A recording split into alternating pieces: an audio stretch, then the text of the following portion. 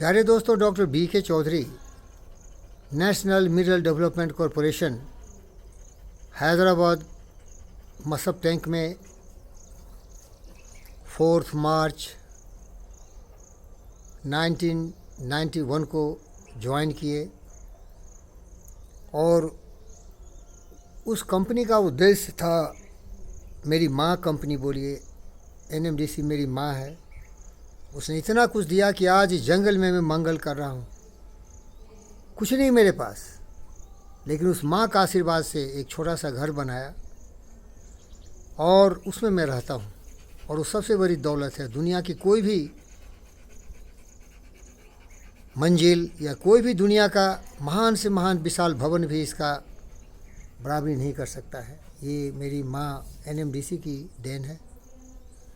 लेकिन शुरू में तो लोग चाहते थे कि हम लोग कॉस्मोफेराइट्स आए थे और फेराइट इंडस्ट्री लगाएं।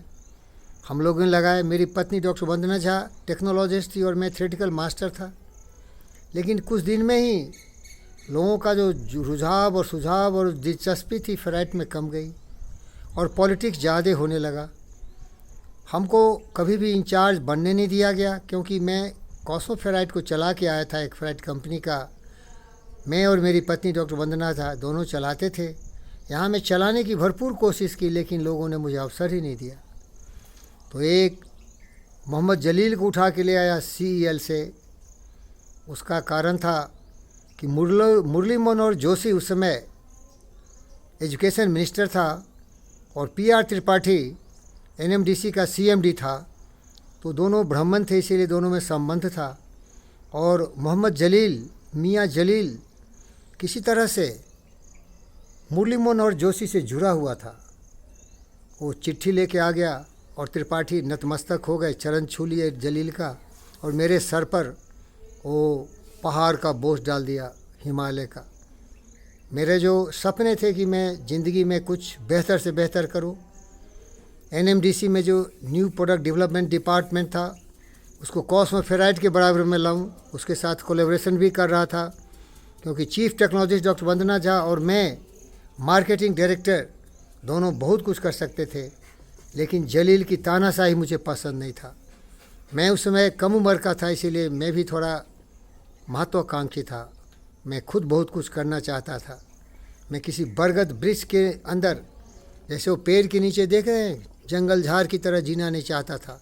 मेरा कद खुद का बहुत ऊंचा था और बहुत अग्नि परीक्षा करके मैं जीवन में ऊपर आया था, लेकिन मुझे कोई कुछ नहीं करने दिया। इसके बाद दूसरे व्यक्ति आ गए जिनका नाम था वेंकटेश। उन्होंने भी यही काम किया और वहाँ दुश्मनी हमारी और वेंकटेश की बढ़ गई। वेंकटेश NMDC का प्रोडक्शन डायरेक्टर बन गया और शत्रुता इतनी ज़्यादा थी। शत्रुता तो बड़े लोग ही करते हैं ना। एक बाघ ही एक भेड़िए से और बकरी से शत्रुता करेगा तो क्या होगा? वो बाघ उस बकरी को खा जाएगा। यही हाल मेरी हुई। मैं सबसे सीनियर मोस्ट था, सबसे ज़्यादा क्वालिफाइड था, IIT से PhD किया हुआ था और किसी भी सब्जेक्ट को चुटकी बजा के मास्टरी कर सकता था। लेकिन वेंकटेश मेरे पीछे पड़ गया। जितने भी डायरेक्टर थे सबको बोला कि ये बदमाश है, ये खतरनाक है, ये लोगों का चमचागिरी नहीं करता, ये तलवे नहीं सहलाता। लेकिन भाई, मैं तो सबों के पैर के तले का धूल ही था। वही हमें धूल समझ के और रगड़ रहे थे। लेकिन याद नहीं था उन गद्दारों को, दुष्टों को, इडियट्स को, कि वो धूल अगर उड़ के आँख में पड़े तो अंधेरा बना देगा। क्योंकि मैं स्वामी विवेकानंद और महाराणा प्रताप, शिवाजी, सुभाष चंद्र बोस, भगत सिंह, चंद्रशेखर राजा, लाल बाल पाल का शिष्य रहा। सहिष्णुता तभी तक क्षमानीय है जब तक कि एक सीमा हो। लेकिन जब कोई दुष्ट सीमा पार करे तो उसको, उसकी औकात को बता देना मुझे बहुत मालूम था। लेकिन इसका प्रायश्चित करना पड़ा। वेंकटेश जितने डायरेक्टर थे सबको मिला लिया और मुझे जंगल में भेज दिया। बताइए, एक IIT का प्रोफेसर, ये कॉस्मोफेराइट का सबसे बड़ा मार्केटिंग डायरेक्टर जंगल में क्या करेगा? और जंगल में एक बार त्यागराजन डायरेक्टर फाइनेंस था, उसकी पत्नी मिली।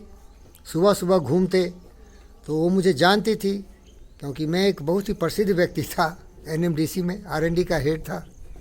तो मैडम मेरी माँ बोली कि डॉक्टर चौधरी इधर क्या कर रहे हो। मैं बोला मैडम मैं तो कुछ नहीं करना चाहता था, लेकिन आपके डायरेक्टर्स लोगों ने मुझे यहाँ पनिशमेंट के रूप में भेजा है। तो बोले ऐसा क्या किया आपने। मैं बोला मैं तो कुछ नहीं किया, मैं तो उनके पैर तले की धूल थी, लेकिन वो मेरे स्वाभिमान को सम्मान नहीं करते थे।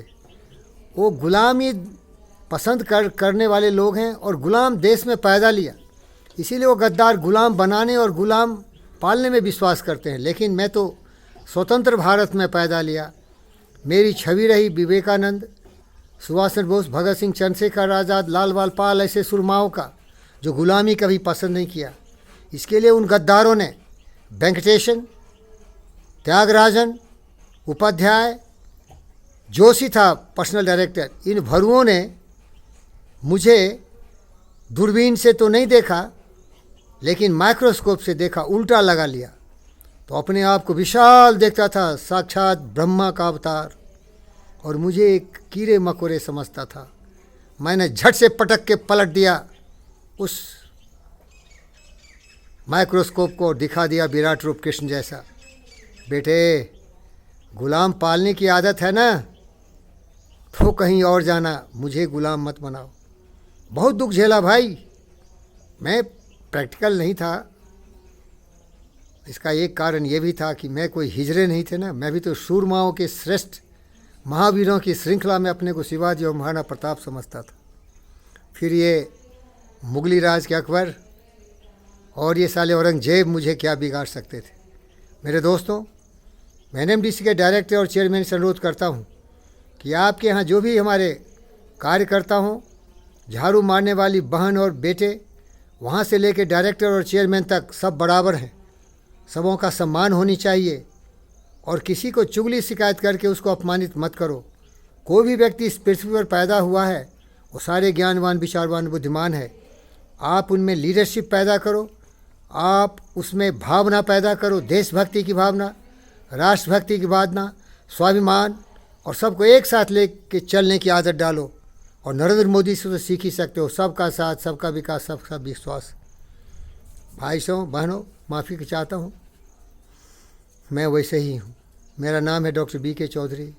मैं एक मोटिवेशनल डायरेक्टर हूँ ब्रह्मांड का, और मैं सबों को यही सलाह देता हूँ, आत्मविश्वास कभी मत खोना। महाराणा प्रताप से सीखो घास की रोटी खाना, लेकिन मुगलों के सामने घुटने मत टेकना। इतिहास याद करेंगे तुम्हें। अगर तुम मान सिंह बने, जयचंद बने, गद्दारों डूब मरो। ऐसे लोगों के लिए जिंदगी भर आने वाली पीढ़ी तुम्हें गद्दार समझेगी। कि वेंकटेशन को पूछो, परम प्रिय मित्र नंदा से भी पूछो, उपाध्याय से पूछो, जोशी से पूछो।